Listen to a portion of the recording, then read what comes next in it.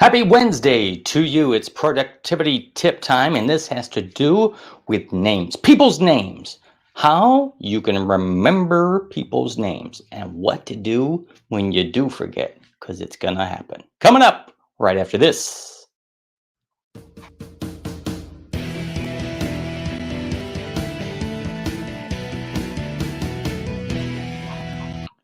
Good to see you. Good to see you, Fred Moore here, time and stress management expert. That's me. That's me. I'm the expert, time, stress management, and bald guy as always. I'm reaching over and pushing my button. Sorry about that.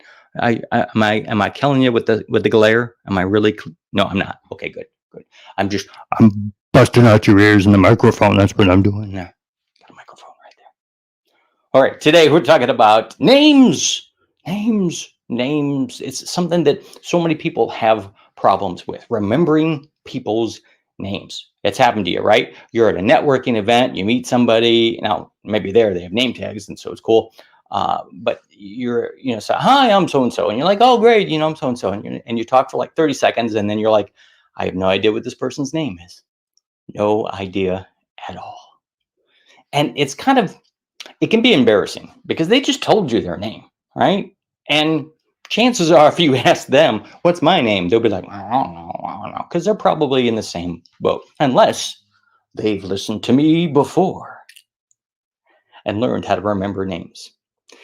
It can be embarrassing, but also it kind of, on a subconscious level, tells the other person that they're not important enough, right? If you forget somebody's name, you're like, I'm sorry, what was your name? Right? You're telling them you're not important enough for me to remember. Maybe you don't mean to do that. Maybe it's not on purpose. I knew a guy who would intentionally do that. Oh, I'm sorry, what was your name? Even though he knew somebody's name, it was his way of saying, I'm more important than you are. I'm better than you. Yeah. So it's embarrassing when you forget somebody's name. I mean, if I get somebody up on the stage with me and I'm doing an interactive piece or illustrating a point I'm talking about, and I forget their name, it's embarrassing because that's on me. I mean, and it's like, oh, what's your name? I forget. And it's happened over the years. And I used to be really, really bad. I still am in some particular cases. But if I'm performing, if I'm on a stage, if I'm doing a keynote, if I'm doing a training session, I do my best to remember people's names. And here's a couple things that you can do to remember people's names better. All right. Productivity, how to remember people's names. Tip number 1 is how to lock the person's name into your brain. Easy thing to do. Once they introduce themselves, hi, I'm Fred, and you are? My name is Phil. Phil.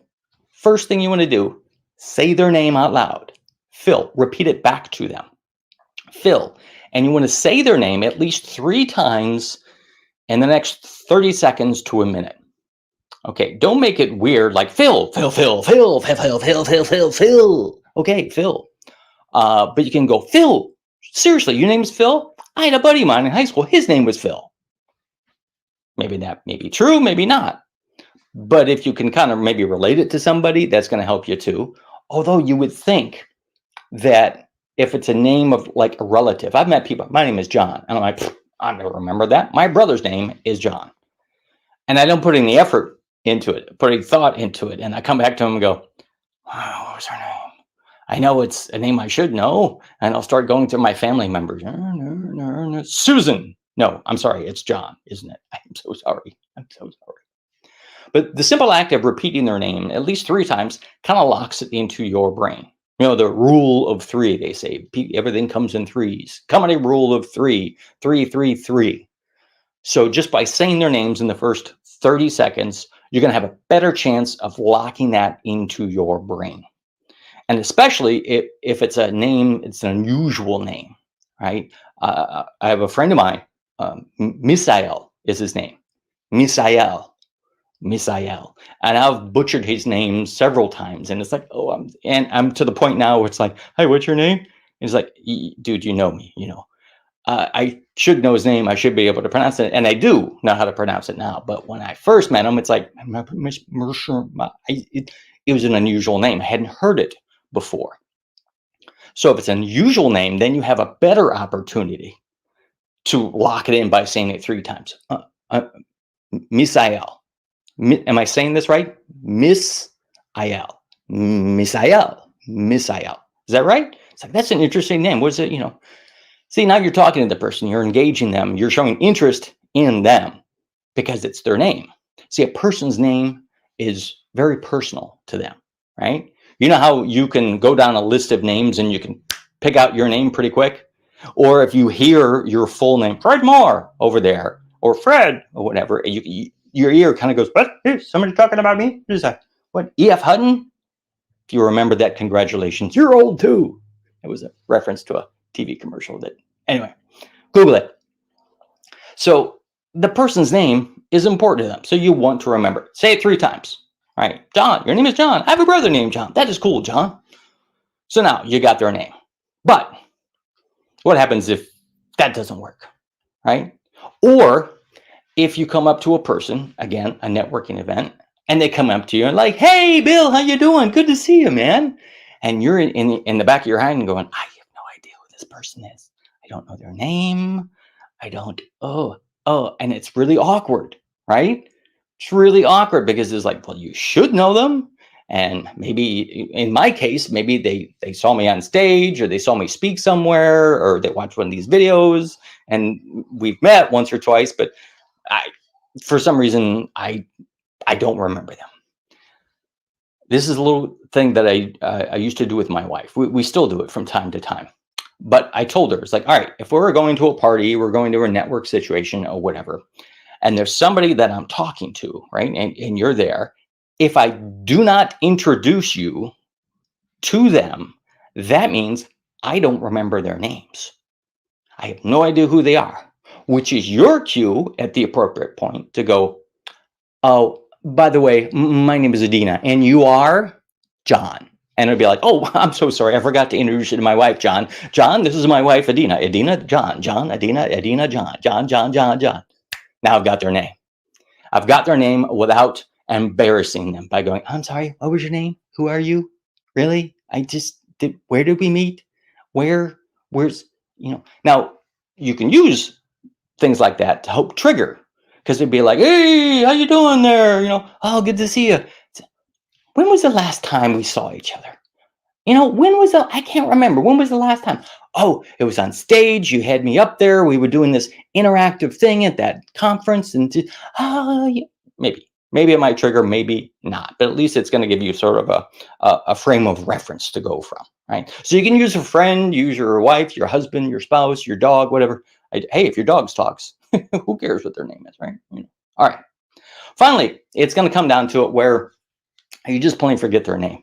And there's nothing you can do to get it back. You don't have a backup. You don't have a friend. You don't have a wing person to there. Well, I'm sorry. What is your name? You don't know, and you don't know what to do, right? It's a name you should know. So here's a couple of things that you can do. Again, you could kind of fib your way through it. You go, what's your full name? Right? And they go, oh, it's John Winkelson, right? Or you go, what was your name again? And they go, John. I go, no. I know, John, your last name. So you've told them, all right, I forget your last name, but I remember your first name. I just forgot your last name. Right? So you're not as forgettable as you may think. Right? I do think something of you. Right? You're kind of tricking them into say, what was your name? John. I know it was John. I'm talking about your last name. Winkelson. Oh, John Winkelson. John Winkelson. All right. 2 things that you can do. Another thing you can do, just own it, man. Just own it. If they come up to you or, if they act like they know it, just, again, you can go back to that. I'm sorry, where did we meet? What was the last time we saw each other? All right. And if you can avoid saying, I'm sorry, what was your name? Oh, just flat out say, you know what? I haven't had much sleep lately, and my brain has like 9 bazillion details in it right now. Refresh my memory. Your first name is John. Of course, John, I should know that. I apologize. I'm an idiot. I know we've met before, but probably when you saw me, I was I was on an astral plane somewhere. My brain was somewhere else, and I apologize, John. And now that you know their name, now that you remember, they say their name 3 times. John, John, I am so sorry. Even be bold enough to go, you know what? Hang on.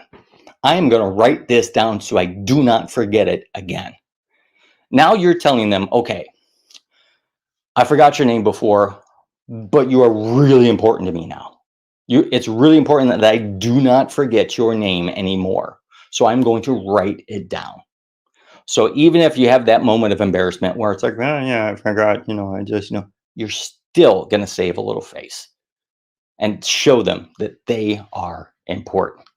These little things, I know you're thinking, how is it going to save me time and stress? Well, it's going to save you time, embarrassment, them embarrassment. It's going to save you stress from, I don't know their name. I don't know their name. I don't know their name. Now, granted, 2 weeks from now, and you see them again, you may not remember their name. But in that moment, you're going to get it. It's going to help you save a little time. And if you want more time, what a segue, huh? Go to 5hoursback.com. Name, email address, boom. Send you a video and a PDF teaching you how to get, on average, about 5 hours back each week. Hey, if you work it really good, you could get 9 hours back each week. I'm just saying, But at least 5 hours back in your schedule that you can use to learn people's names or relax, watch a little TV, learn something, meditate, spend time outside, commune with nature. Yeah. And as always, do me a favor, like, comment, share, send the love out there. Let the social media algorithms know that you're digging what I'm throwing down, if you know what I mean. Yeah. Comment. Tell me the most unusual name that you've heard or had to try to remember. Yeah. And those would be fun. And I will see you guys next time. Bye-bye. Do so much more.com.